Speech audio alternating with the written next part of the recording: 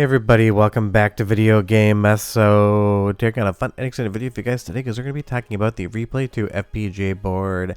It's something I talked about maybe 9 months or so ago, basically giving you some updates on what MikeJ was planning, and now there are some new prototype photos of the actual PCB that should hopefully soon get populated with components, and it could potentially be a very powerful new FPGA gaming platform in maybe in the end of 2026 and beyond. Before you get too far involved though, do me a huge favor down below, hit like and subscribe and ring that notification bell, definitely helps us out. And if you feel so inclined and want to support the channel, I got a Patreon link down below as well. And if you're wondering why I'm using just Dreamcast footage in this video, this is kind of the FPGA board and project that could potentially have a Dreamcast FPGA core running on it. Now of course, all the most powerful hardware in the world isn't going to do anything until the code exists to actually become a Dreamcast or Naomi FPGA core, but people always talk about Dreamcast FPGA when, and honestly we don't really have the hardware on the market right now that would be able to run it. It does exist out there, but it definitely is way too expensive and basically dev board based, so maybe something like Replay2 could actually do something like that. But since it has been 9 months since I talked about Replay2, I'm going to kind of revisit the previous video I did last July to talk about this. Now Replay2 is basically a continuation of MikeJ's Replay project, an FPGA board that did exist and did have some games on it, but one that I don't really feel like a lot of people know about. Now there are two different Replay2s, the fat or full featured with the larger FPGA board as well as a light version. And basically we're going to be taking a look at some prototype shots of the fat here with an absolutely ridiculous 500,000 logic element plus FPGA chip on board. If you think about it this way, the Mr. FPGA DE10 Nano with the Cyclone 5 has about 110,000 logic elements, something like the DE25 Nano, which honestly hasn't even become a Mr. 2 and may never actually do that, has about 150,000 logic elements on it. So this is absolutely a massive upgrade in theory. And last time we take a look at this, there were some 3D CAD drawings of how everything was going to be laid up, all of the different ports, where the FPGA chip was going to go, and even some actual daughter boards for different processors. But you'll see here that fat FPGA, the Agilex 5, which is the same chip on the DE25 Nano except with more logic, has 588,000 logic elements on it, and that again is absolutely massive compared to the 150,000 and change we have on something like the DE25 Nano. And to remind you again, I did buy a DE25 Nano just in case it does become something, but right now it really hasn't become anything in the ecosystem of Mr. And at least the last time MikeJ talked about this, there was also the daughter board where you could have something like a Motorola 68060 on board.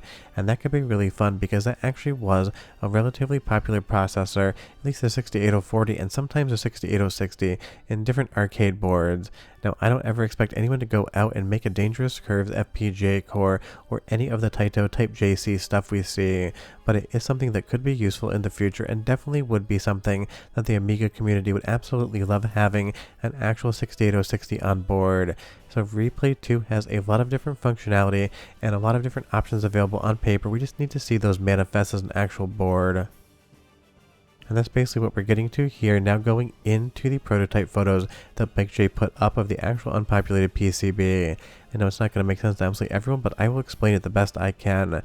Every single piece of gold you see here in the photo is where a certain component is going to go to or be soldered to, and dead in the middle you'll see their Alice. That's going to be that Agilex 5 chip, but you have so many different areas here that would be populated with all of the different components. So basically, this being a prototype, it is kind of the revision 1 of the PCB as far as trying to actually get it to stand up, or in this instance what that means is boot into something and actually be a functional board. As we zoom into the photo here, you'll see right there where all of the FPGA chip contacts are going to be, and Mike even left an actual message on the board that says, "Thanks for hanging around, dedicated to the team and all who contributed and supported, MikeJ." And the reality is this is a very complicated project being done by one person for the most part, so actually getting all of this engineered into the prototype stage definitely is a big deal, because I can't stress enough how complicated PCB design truly is. And last time we took a look at the video, I went over the PCB routing map. This is multiple layers, it has hundreds upon hundreds, probably even getting close to 1,000 different traces and electrical signals it needs to deal with, and routing all of that and getting it right is incredibly complex. Just think of it this way. It's absolutely a very hard push to get to this point in time, and MikeJ has definitely done it, at least on the prototype status. And as we take a look at the routing map here, every single line you see is going to be an independent signal, whether that is power, whether that is ground, or whether it's some sort of actual logic signal. Every single line here is doing something. Every single line here needs to be routed, as well as every through-hole via and every surface mount pad, and it has to be done correctly, or else nothing will work whatsoever. So it's one of those things. It must have taken an absolute amazingly long time, and that's why it has been 9 months since I actually did a Replay 2 video. Now taking a look at the back of the PCB, not as complex as the front, but still a lot of different pads back here for different surface mount chips. And I'd highly imagine this is going to be 100% populated in an actual fabrication factory, because I cannot imagine going through this board by hand and trying to populate every single component. It would be like 15 out of 10 hard, and I absolutely guarantee you that there's not many human beings out in the world that could do this project from start to finish. So maybe this is just a testing PCB unpopulated to put a few components on, but MikeJ, if you're actually doing this thing by hand, I wish you all the best of luck, because that would be insane. Now going to another photograph here, you're going to see a little bit of what I assume is going to be power in, because that looks like an ITX 24-pin connector to the right hand side of the screen there with some of those capacitors. That definitely seems like power coming in, and as far as what that little daughter board on the back is doing, really not sure on that one. So hopefully maybe by summer, maybe by fall, or even by Christmas, you'll see this thing fully populated and running a core or two, because that really is the thing. This is a very impressive project. It has a lot of high-end specs and now a prototype board, but we still need to see some stuff running on it.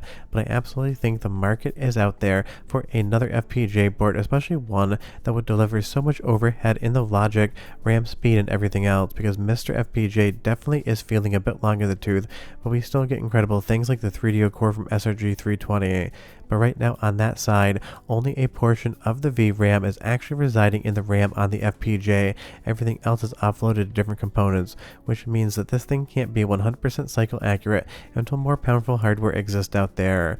So obviously something like a 3DO core could run 100% cycle accurate on a Replay 2, but the question is, where will the development community go on this one? Because right now there really isn't anything to say about a Mr. 2. This isn't a project that's seeing any sort of headway, because no one really is talking about it or even working on it, because the DE10 Nano keeps bringing us amazing stuff like a 3DO core, like Wickerwaka's work and development PGM core, so it really isn't end of life yet. But it really is fun to talk about the future, because there's a ton of different arcade cores that could run really well on Replay 2. You can have something like Dreamcast and Naomi, and even though it is 588,000 logic elements, I feel like Naomi 2 would be a bridge too far, just because that thing is fundamentally so much more powerful than a Dreamcast or Naomi. Really is an entire evolutionary leap as far as arcade hardware specs are concerned. But again, there's a lot of arcade stuff out there we could have. Something like the Midway Zeus, Invasion of the Abductors here, absolutely amazing game. Same board that ran Mortal Kombat 4. So if you think about it that way, having all these additional specs, all this additional overhead for the FPGA chip and RAM and everything else would be amazing. But again, it just kind of asks us to decide what devs want to support something like this. So we'll just have to wait and see what comes of Replay 2, but I definitely want MikeJ to succeed on this one. He spent so much time engineering these boards, developing them, and doing everything around it. It is one of those things. I just want to see this thing hit the finish line and be able to test and talk about it on the channel.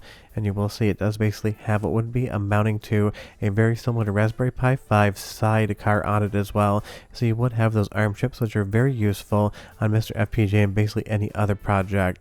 So again, getting this far, getting a prototype out of the actual PCB just unpopulated, now it can be tested, make sure every single trace is where it needs to be, and I'm sure it's going to go through at least 1 or 2 more prototyping phases, because if you actually get your entire PCB design dialed in 100% the first time you try it, you got incredibly lucky, and all the talent in the world doesn't mean you're not going to miss one trace here or there, because it is incredibly difficult to do this type of stuff, trust me. So I just can't wait to see what does come of this project, because it does feel like we're kind of waiting around for the next evolution of FPGA gaming hardware, because obviously something like Analogue 3D has a very big FPGA chip on it, but it is closed and probably never going to run anything else. And the upcoming ModRetro M64, they state that that's going to be open source and you're going to be able to load more cores on it, but again, we're just going to have to wait and see, because right now that is just something on paper. Yes, there's a couple test M64s out there, but I don't have one, and we just have to wait and see if that open ethos actually gets to the finish line. I assume it will be, but it's one of those things. Until you actually see it with your own eyes, You kind of just have to presume everything stated is just up in the air. So MikeJ, if you're watching this video, definitely big credit for getting this far along in the process. Keep it up and definitely let me know when there's something to test, because I can't wait to check this thing out. Because I love hardware, I love FPGA gaming, and the idea of an FPGA board out there on the market with near to 600,000 logic elements and much faster RAM, absolutely something that would be a huge benefit to FPGA gaming moving forward. Be sure to that. If you have any questions or comments, leave them down below and tell me what arcade core and what console you'd love to see on Replay 2. Be sure to that. I'll see you guys next time. Bye bye.